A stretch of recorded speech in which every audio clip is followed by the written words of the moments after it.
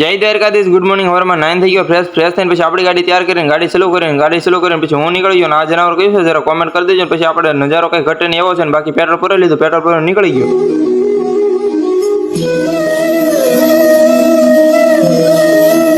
કોઈ એવો તો સોડા પીવી પડી, સોડા પીને પછી હું પૂગી ગયો બગડાણા આવીને આપણે શ્રીફળ લઈ લીધું. કાળ ભૈરવ દાદાનું દર્શન કરીને શ્રીફળ વધાર્યું પછી આપણે સાઈનલો કરી પછી નીચે દર્શન કરી લીધા. નીચે દર્શન કરી પછી હું ચડી ગયો ઉપર આવીને ચરણ પગલાં દર્શન કર્યા. રામ ભગવાન, હનુમાન દાદા, ગણપત દાદાને દર્શન કરી લીધા. પછી જવાનું તો મામાને ઘેરે લઈને પૂગી ગયા મામાને ઘેરે આવીને તાતો ટ્રેનિંગ કે મારો વિડીયો હરખો બનાવજો પાછો કે હું કાંઈ વાંધો નહીં. વરિયાળ શરબત આવી ગયો આપણે એક ગ્લાસ ઠપકા લીધો. પુષ્પરાજ मैं झुकेगा नहीं.